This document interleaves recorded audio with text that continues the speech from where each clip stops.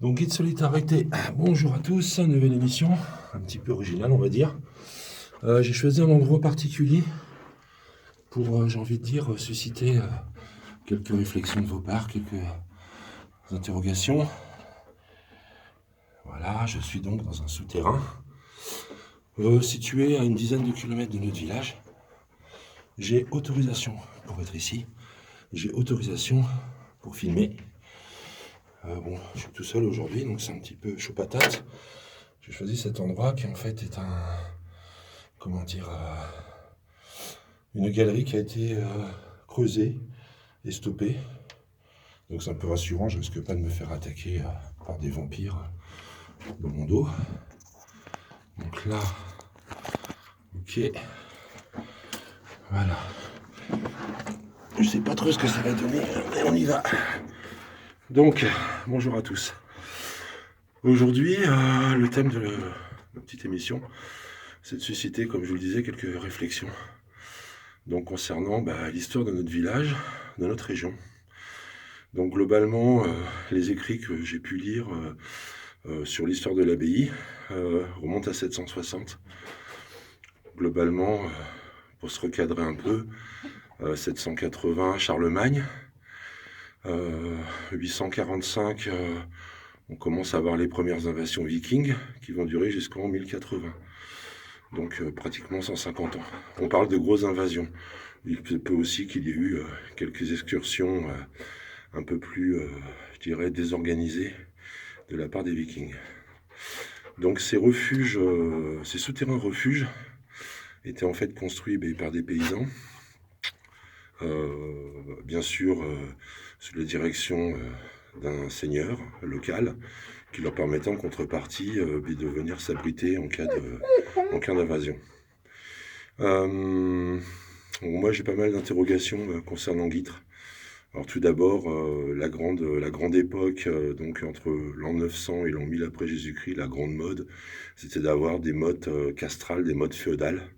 On retrouve encore dans notre région certains noms de lieux-dits, hein, la motte de Mont, Montguyon, Montigo, tous ces noms avec des monts, en fait il y avait des mottes, il y avait des monts. En haut de ces mottes, qui étaient souvent des mottes artificielles, en fait avec des pierres, de la terre, etc., il y avait des fortifications en bois. Bon. Guîtres est un tertre naturel à 75 mètres, un éperon rocheux, un tertre donc avec une surface plane sur le dessus, qui en fait avait toutes les caractéristiques pour être un endroit lié à la défense, à l'observation, donc au-dessus des rivières, au-dessus des forêts. Donc 760, on construit l'abbaye, qui était quand même certainement assez grande. Elle a rayonné jusqu'à 20 km à la ronde quand même, donc les églises dépendaient de l'abbaye de Guîtres. Il ne faut pas oublier qu'à l'époque, il y avait des impôts, il y avait la dîme. Donc les paysans payaient la dîme à l'abbaye de Guîtres, donc c'était un endroit où il y avait de la richesse. Par définition, les abbayes étaient construites dans des endroits dits sauvages ou inhabités. L'objectif était de créer une forme d'autarcie. Donc ils trouvaient des systèmes de commerce, bien entendu. À Guîtres, c'était le vin. Mais il y avait aussi, bien entendu, les potagers, il y avait des ruchers, il y avait des viviers, il y avait des pâtures pour les animaux. C'est des gens qui pouvaient vivre en totale autarcie. Alors, dans le livre de Monsieur Gaudin, ce monsieur nous parle effectivement d'une légende, d'une abbaye fortifiée. Alors, bien entendu, j'émets beaucoup d'hypothèses aujourd'hui, mais là, je ne vais pas mettre une hypothèse, je vais mettre une affirmation. À cette époque-là, toutes les abbayes étaient fortifiées. Bien entendu, quand il y avait des invasions, alors on a parlé des Vikings quand même qui ont laissé beaucoup de traces dans la région, avec des noms.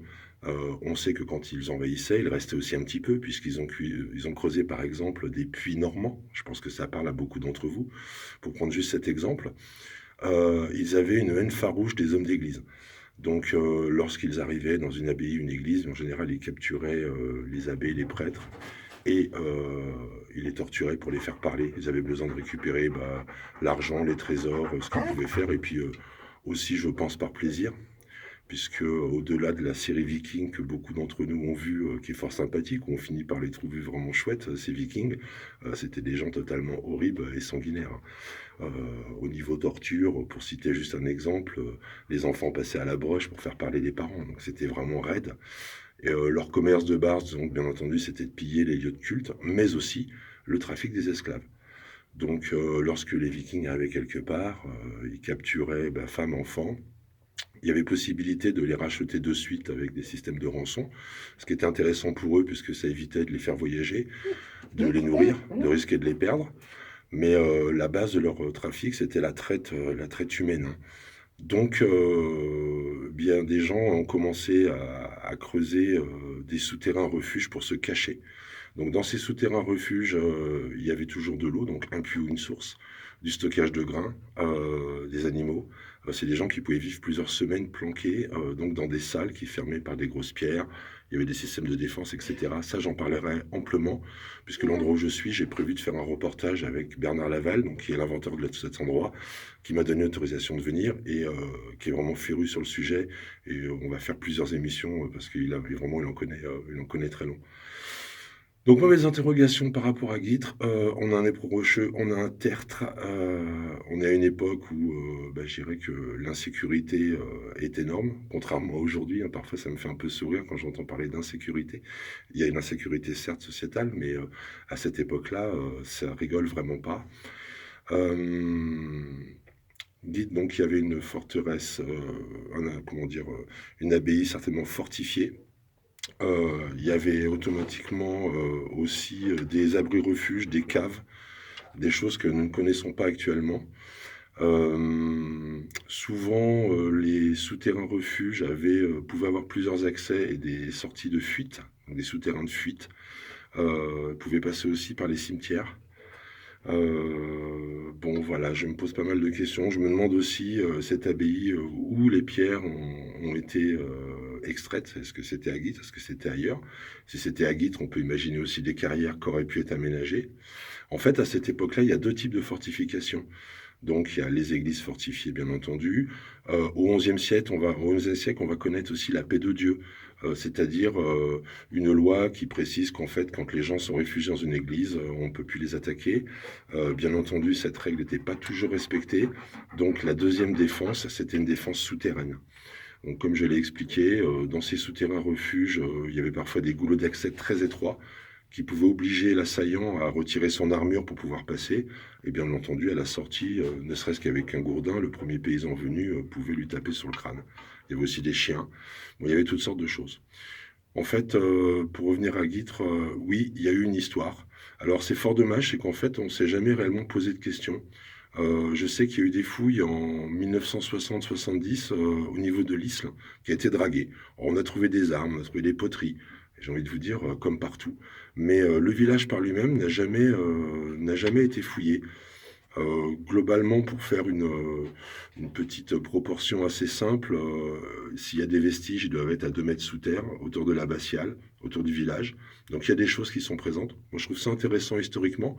Ça peut aussi être intéressant, touristiquement parlant, puisque bien entendu, si on peut finir par découvrir quelque chose, ça peut apporter des touristes, hein, le petit train, la visite des caves, et cetera, une auberge, je sais pas, une taverne, on peut tout imaginer.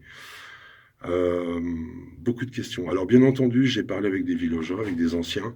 Il y a des légendes. Alors il y a des légendes qui valent absolument rien, du style un souterrain de l'église Saint-Martin-de-Laye, rejoignant l'abbaye de Guîtres, l'abbaye de Guîtres, oui, où on pouvait se déplacer à cheval. Bon, je sais pas si on peut imaginer, techniquement parlant, le boulot que c'est juste pas possible.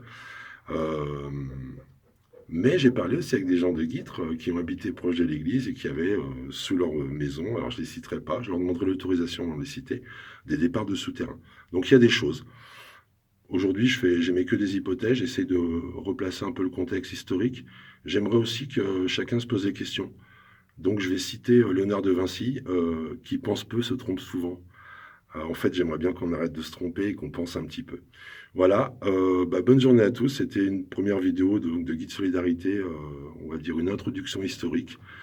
J'en ferai d'autres. Bon courage à tous. Au revoir, bonne journée.